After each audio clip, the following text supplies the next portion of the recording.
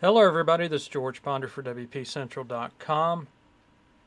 With hurricane season cranking up here in the U.S., we thought we'd take a quick look at two hurricane tracking apps for your Windows Phone. While we've got plenty of weather apps out there in the marketplace that'll give you weather information, forecast, these two apps are specifically focused on tropical systems. First one we'll take a quick look at is Hurricane Tracker. Now it's laid out rather nicely in multi-page format. You've got a page for active storms, both in the Atlantic and Pacific regions. If you want to take a look at an active storm, just tap on it. It'll pull up information on the position, intensity, and pressure of the storm, as well as various maps and satellite images. If you want to look at Irene's projected path and the little cone of uncertainty from the National Weather Service, you tap on it.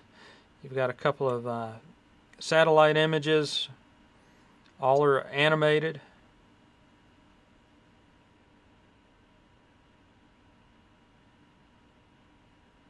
It is animated. Well, let's see if another one will work.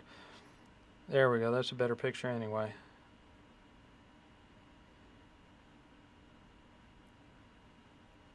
So you've got your animated satellite imagery for the specific storms. Sliding over, you've got satellite views from the different regions. Again, all the satellite imagery is animated. You've got a storm outlook from the National Hurricane Center. Now, the only bad thing about the outlook and the discussion page, which is the National Hurricane Center's discussion on these storms, is there's no way to zoom in on the text or tap to enlarge the map. This text isn't too bad, but the discussion text is awfully tiny. It'd be nice to be able to zoom in and magnify that text. You also have a settings page that gives the app a feel like it's a work in progress because settings aren't there yet. Hopefully in the next update you'll see some personalized settings. But all in all, Hurricane Tracker, it's a nice app. I like the animated imagery. It provides a decent amount of information on these hurricanes, these storms, brings it to your Windows Phone. Hurricane Tracker is running $1.29, and unfortunately there's not a trial version. Now the next app is Hurricane Software. It looks like it's a little bit cleaner looking app, but I can't say that it provides more information than Hurricane Tracker, but maybe instead it offers a different type. Uses Bing Maps. Your main page, you've got 3 buttons up top, 3 buttons down on the bottom. Buttons on the bottom, you can pull up satellite views, various satellite views that are available, but they aren't animated. Instead, you get still images that'll be updated with regularity. You have alerts that you can pull up to see the current watches and warnings.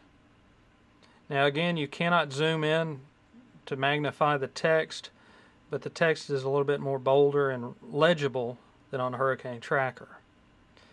And finally, you've got a button for About, which you pull up information on the developer and the app. But another nice thing is you can get alerts sent to your email address when a new storm's formed. So when a new hurricane, if a tropical low turns into a tropical storm, you'll get an alert. Up top, you've got Open, Clear, and View. View simply just toggles between the map view and a satellite view. Clear would clear your map of any storm tracks that you pull up. And Open does just that. Shows you your current and former storms, both for the Atlantic and the Pacific. We'll stick with, let's go with the number 10, the tropical low number 10. Now here's where I get a little confused. This is going to be your tropical low number 10. This is Irene. There's really not a way to distinguish it. You can tap on it. It'll pull up information on the storm. That's the only way you really tell. Tropical depression number 10. You got wind speeds, pressure, speed, travel, and then your Latin longitude.